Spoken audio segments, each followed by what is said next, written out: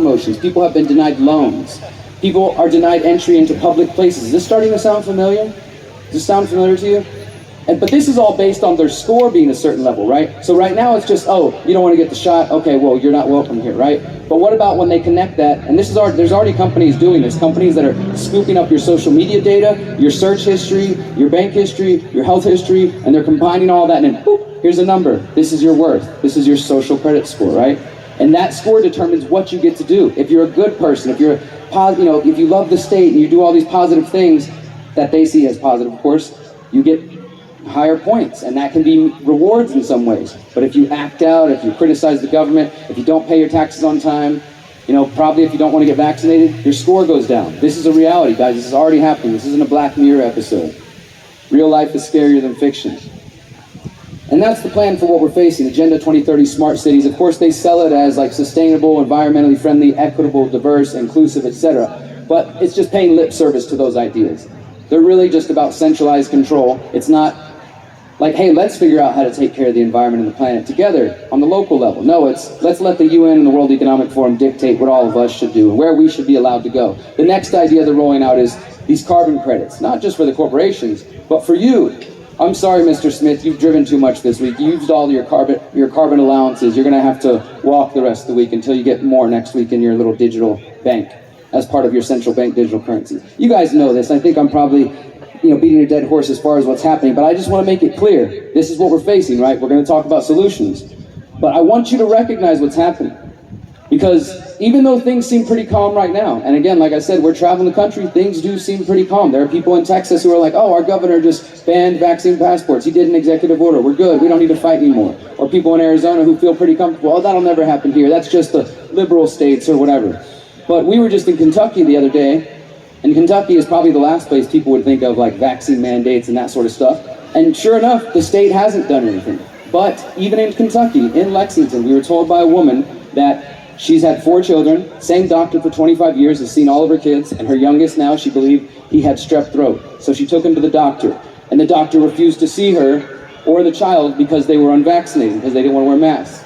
And so they had this hour-long back and forth. The doctor finally agreed to see her, but out in the back alley behind the office, only after he erected a tent and put on a hazmat suit and gave them a 30-minute lecture. Then he swabbed the child's mouth for this strep throat test, right? That's in Lexington, Kentucky. So don't think that this can't happen even here or wherever you're coming from, right? That's the whole thing. We don't want it to get to Australia. We don't want us to be denied entry to grocery stores. That's already happening in France, Italy. People are being denied entry to basic services. They're protesting en masse, but it's still happening. Israel, the health pass in France, Israel's green pass, Spain, Portugal, right? This is happening. Currently in the US, we went to San Francisco. You can't go inside anywhere without showing proof of vaccination. We were in Brooklyn last week. You can't go to a gym, bar, restaurant without showing proof of vaccination. We went to New Orleans. They have signs everywhere that saying you must show a PCR test or a vaccination status to enter establishments. LA County, guys, this isn't going away. This isn't some sort of distant thing. This is right here in our faces. 2021, 2030. It's right in front of us. And the conversation I'm having with you guys that we're having today, all of us, myself, Ramiro, Miriam, is the same conversation we've been having with our families before we went on the road. Because I'm just here to say, guys, I might not know all of you personally, but I do care about you, and I want the places that you are coming from to stay free. And I want these beautiful children to have an alternative future, not just the you will own nothing and be happy, right? Because if we don't do anything, that's all they got. These people have spent trillions of dollars, thank you. These people have spent trillions of dollars and multiple generations of family planning to erect this thing we're calling the Great Reset, right? That's the kind of thinking we need to do. They've got us so distracted by what we're getting from our notifications and our dopamine hits from social media. We're only thinking about what's happening right here and now. We're not thinking about what's coming, right? And at this point, I've been coming to the terms with knowing things are bad is no longer good enough, my friends. Continue to watch Ryan's reports. Continue to watch my reports. But if that's all you're doing, if you're just consuming the alternative media like it's the new TV or new entertainment and there's no action behind it, we're going to fail. We need people to be willing to take concrete actions in their lives, to really not be dependent on these systems, right? Because what we're seeing right now is they're finding every vulnerability they can and they're squeezing. They're going to find that weakness. You're dependent on a 401k, you're dependent on a welfare check, a veteran's check, Social Security. They are going to make that dependent on vaccination status sooner or later. You can bet that's going to happen. I don't know if you saw the announcement just in the last couple weeks. The U.S. government has announced that starting at the end of this month, foreign travelers from Mexico and Canada must be vaccinated to enter by air. And then by January, everybody entering the country by land, ferry, air, whatever, will have to be vaccinated. That means there will be no foreign visitors to the U.S. in the coming year that are not vaccinated. Canada has announced that by the end of this month, if you're not vaccinated, you can't fly domestically, you can't take the bus, you can't take the ferry or take the train. It's happening, guys. It's happening right here. Tens and thousands of nurses and teachers and different people losing their jobs. I'm getting the emails. I'm sure Ryan's hearing from people too. This is a real thing. And to me, the only solution is for us to make sure that we are not dependent on those systems. Doesn't mean it's going to be easy. I'll make that point now, that none of the solutions I'm here to focus on are easy. I'm not here to sell you a 1, 2, 3-step program. Sign up for my email list and the deep state will be defeated by Monday. It's not going to happen. And also, I'm not here to tell you that sitting around and waiting to vote for somebody in 2 years or 4 years is going to save you. Has everybody come to that realization? Hopefully we can knock that sacred cow over. Politics is not going to save you. The courts are not going to save you. The lawsuits aren't going to save you. I'm not here to tell you what not to do, though. If that bothered you, anything I just said, if you choose to fight through politics, if that serves you, do it. If you want to support the lawsuits, do it. I'm not saying that small gains can't happen, that we can't slow them down a little bit. But honestly, guys, I don't know that we can stop the Great Reset. They've invested so much into this, and what we can do is maybe push it back a little bit, delay it, kind of keep resisting the best we can, because that's what we need to do regardless. But to me, the best answer is to make sure we don't get swept up in it. That we're not dependent on their systems. If we are dependent on their systems, it's going to be much more difficult to break free later, right? And there are a lot of people rearranging their lives right now and really thinking, like, should I keep working at this job? Do I need to find a new career? What does that even look like? And that's scary, I get it. But we have to think about these young ones. We need to stop thinking about the momentary discomfort we have right now. Oh, that's hard, that's difficult. I'm gonna have to learn a new skill. I have to work with other people. I gotta get off my ass and get out of the house.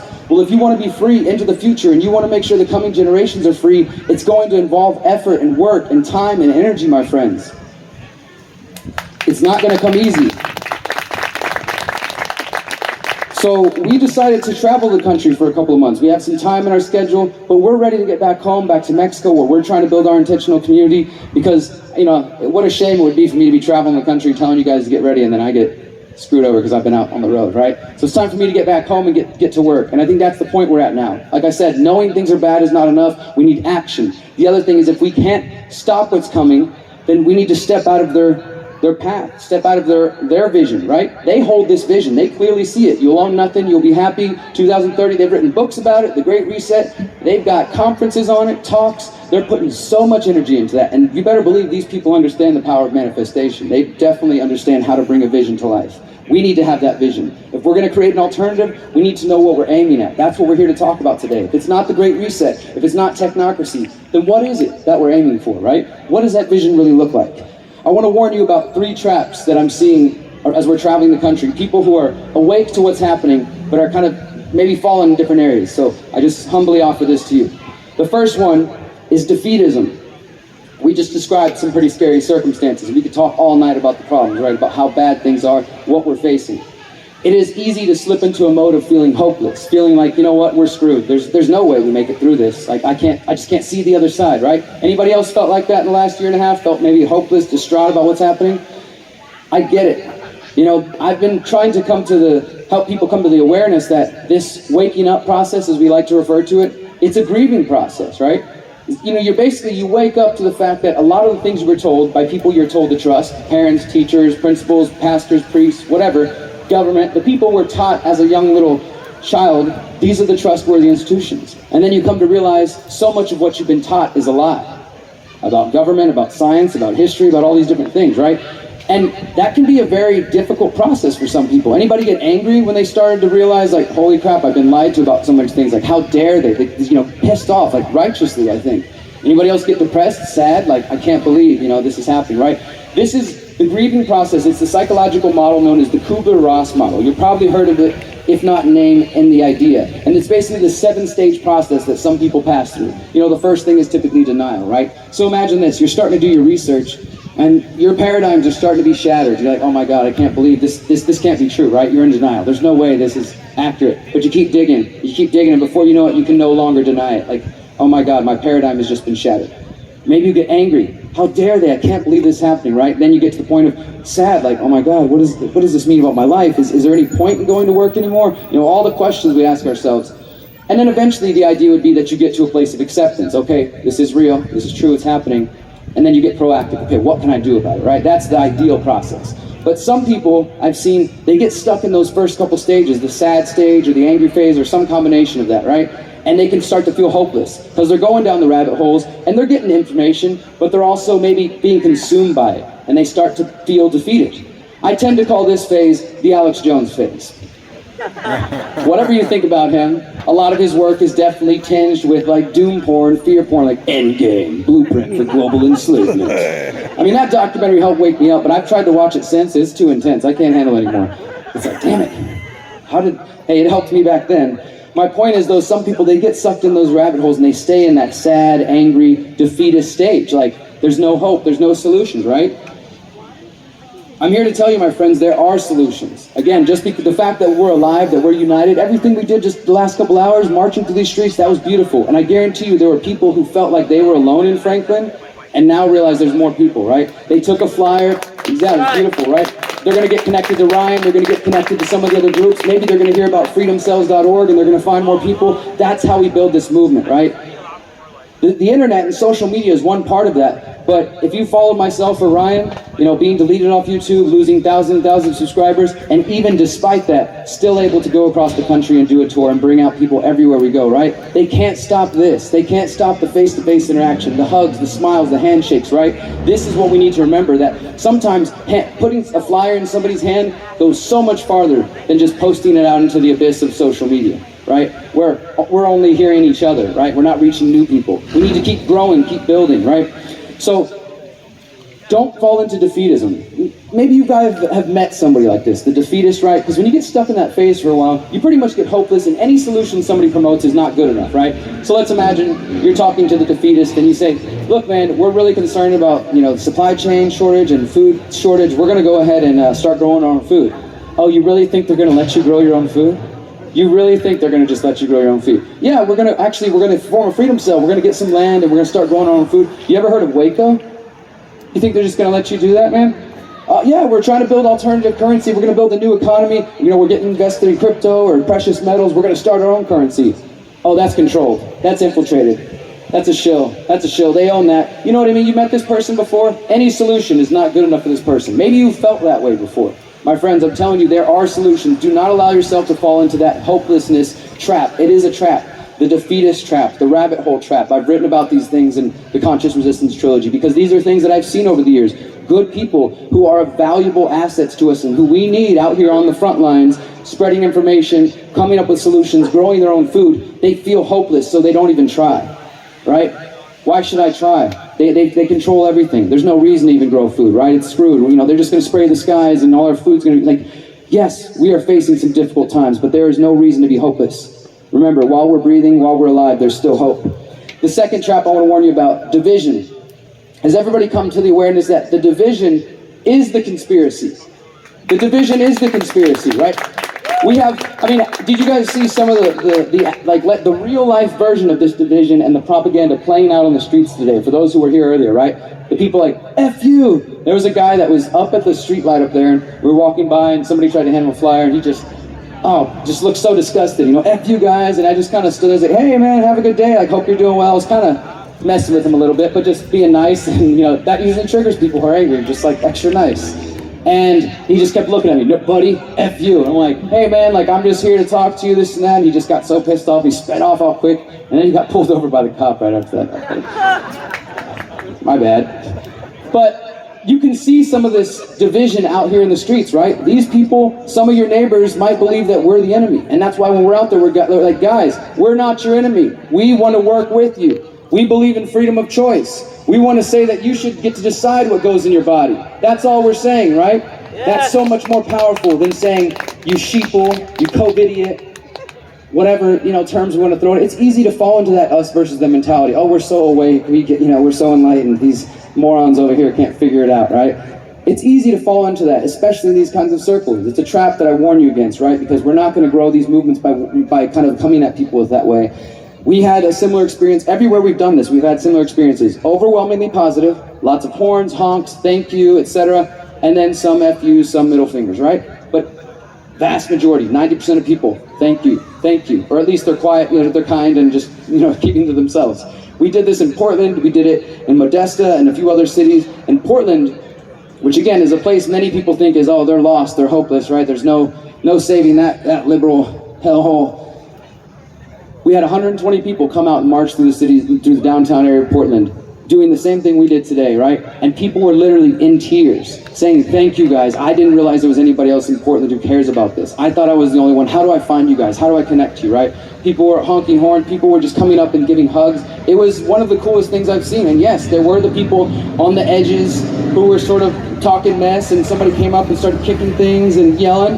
But overall, people are open to this. I definitely believe they're feeding us lots of propaganda about how many people have bought into this thing. I don't trust their numbers about how many people they say have been getting the shots. I don't trust their numbers about how little they say of us are. But, again, knowing is not enough. You can know things are bad, but choose not to act. I'll tell you some examples in just a bit. I typically use my family as examples because I see them as very kind of, they're good, average people, working class people who see what's coming, but they don't know what to do. They don't know a way out, right? So they're just sort of waiting for it to happen. It's very easy to fall into this trap of division. Right now it's the vaccinated versus unvaccinated, right? They want us to turn neighbor against neighbor. Anybody lost friends or family in the last year because of your health choices? Yeah, it sucks, right? It's very difficult. I've lost friends I've known for 10 plus years who just, because I wouldn't wear a mask, wrote me off. And that's just the first step, right? I did mention this earlier about the social credit score, but let's talk about that in terms of division. So the social credit score, right, it affects your privileges, your ability to do things. But maybe you're somebody like me who's totally free of these systems. I don't use banks, I haven't paid taxes in years, I'm not plugged into their systems in as little ways as possible, right? So they can give me a 0 for all I care. But I do like to see my mom once a month, and she's very much plugged into that system. And so once they implement the social credit score, at first everything's fine. I come to see mom, we have our visit, everything's cool. I come back a second time, we have a visit. Now by the third visit, my mom notices every time I see her, her score's going down. This is what's happening in China already. It's not just the things you're doing, it's the people you associate with, right? As another way to social engineering compliance. So soon enough, my mom says, son, I love you, but if I keep seeing you, my score's gonna go down and I'm gonna miss this next promotion. I'm gonna miss this next, vacation, and I really need it. So I'm just gonna have to ask you to please don't come around for 6 months or so. Please, just give me a little bit. Do you think that won't happen? It's already happening. People are already making those types of choices, and we don't even have a social credit score yet. That is part of the division they would like to see. The key to it is, of course, what we did today, conversating, connecting with people. And this division is a tried and true tactic. We all know this. They've done it forever. Black versus white, left versus right, Democrat, Republican, Antifa, alt-right, whatever. They will continue to use it because unfortunately our little tribalistic brains, sometimes it works and we fall into little tribes and dogmas and we do turn against each other. It does work. That's why they keep doing it. We have to learn to rise above that, to not succumb to that. Easy to fall into, somebody shouts at you and it sure does feel good to yell back at them and say, F you too, buddy. But it doesn't really further your goals, right? And just saying thank you, have a nice day, it goes a little farther. So try not to fall into this trap of division. That's what they want. Defeatism, division. The third trap I'm going to warn about is normalcy bias. Normalcy bias is a cognitive bias which leads individuals to dismiss incoming threats. Sometimes they refer to this in terms of market crashes, weather disasters. So this is the guy that they're telling him, hey, there's a hurricane coming toward your house. And he's like, no, it's cool, I'll be all right, everything's fine. And they're like, no, it's literally an hour away from your house. Like, you need to get out. He's like, no, it's going to be fine. It's going to be fine. Of course, at the last minute, he's like, please come save me. It could also be you got information that the market is going to crash and you do nothing because you're paralyzed by fear, right? This is the way that normalcy bias is typically talked about. But when I look around at the last year and a half and what we're facing, to me, it's absolutely it's a disaster of sorts, right? And we are facing this disaster, the Great Reset, Agenda 2030, etc. And there are people who are trying to act like what's happening is normal, right? Last year, there was a lot of people really excited. People were contacting me and Miriam, trying to find freedom cells in different places, moving from one state to the next, or one city to the next, or one country to the next. People were like, I need to start growing food. I need to get active, People were finally motivated. Why? Because they felt threatened. because we're too damn comfortable in this country and most parts of the first world that people only act when they're threatened, right? Because some of you knew things were bad before COVID, but you're like, well, I still got Netflix and food in the fridge and AC and the internet. Things are pretty chill. Yeah, I know the New World Order's out there, but life's chill, right? Now people start to feel threatened, so they decide to start acting. And that's what sent the Freedom Cell Network from 2,000 people before COVID to 27,000 people on the website and tens of thousands of people organizing in Telegram cells all around the world. People were finally getting motivated. And there's still some of that happening, and I see it in many of you, and I'm happy and proud for you guys who are getting motivated and activated, whether you're in the city or buying land. But a lot of people, it seems like, have been lulled back into a sense of complacency, thinking like, oh, okay, well, we're not locked down anymore. Again, my governor's looking out for me. Maybe this is all just going to go away now. Yeah, they moved the ball forward a little bit. They've shown they can lock us down anytime they want. They're mandating vaccines. They're talking about a no-fly list for the unvaccinated. But things are kind of normal. Guys, don't be fooled. This is not going to go away, and what we're experiencing is not normal. In fact, it's called the new normal. They spent the last year and a half programming it into your minds. You might have heard about it from celebrities or from the news or from articles. It was all over the place. The new normal. This is the new normal. And what's part of the new normal? You can't come in here without showing your proof of vaccine, right? What else is part of the new normal? Masks on kids. And please tell me we can all agree that it should never be normal to see masks on kids. Right. We cannot accept what's happening right now as normal. Do not allow yourself to slip into some sense of normalcy bias. It's a really beautiful thing in some ways. Our brain seeks to find equilibrium and balance even in chaotic situations. But it can be very scary too. It can allow us to accept things that we maybe previously would never have. This is why these folks like to take this incremental step, right? Last year, they didn't do incremental, they jumped forward, right? They seem like they're in a race to the finish line. But typically, the way the predator class operates is through incrementalism. You guys have heard the metaphor about the boiling frog in the pot, right? This is why they move typically slow, because it's very subtle and it's over a few years. Think about how much has changed in the last 20 years since 9/11. If they did that within the span of a year, there was resistance back then. It might seem so crazy, but after 9/11, I mean, I was only 17, but I remember the marches and the people talking about surveillance, and none of those things get coverage anymore, right? In 20 years, they've just completely shifted the paradigm. That's what they're in the process of doing now. They moved very quickly with COVID. But typically they move slowly so people don't notice, right? That's what's happening. That's why it's hard for some people. Now they're like, okay, well, I can go back to work. I can go back outside. Yeah, I guess I got to wear a mask or I got to show a test. But yeah, life's basically back to normal. Do not accept that. I want to give you one more example of normalcy bias. Imagine any totalitarian regime you can think of.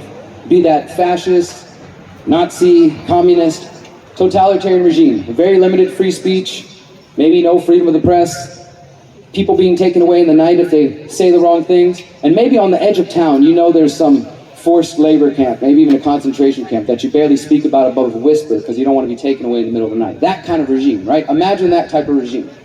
We've seen them. History has shown these from them. And as Ryan was saying, there are some of the survivors of those regimes speaking out now. We've met people on this tour whose families left from Eastern Europe, who left from Cuba whenever those revolutions were happening because they wanted to get away, and now they're starting to see some of the same things happening here, and they're terrified, right? So imagine those regimes. Now, do you think under those circumstances, people never smiled? You think they never said I love you to their families? Never celebrated a birthday party? Of course they did. Life went on. Even if you knew that there's some messed up things going on at the edge of town, life still goes on, right? Because again, our brains will try to find that sense of normalcy, even in the worst circumstance. It is a beautiful thing, but it is a very scary thing. We cannot allow things to progress and to treat this as normal. I want to warn you against that. Do not be lulled back into a sense of false complacency.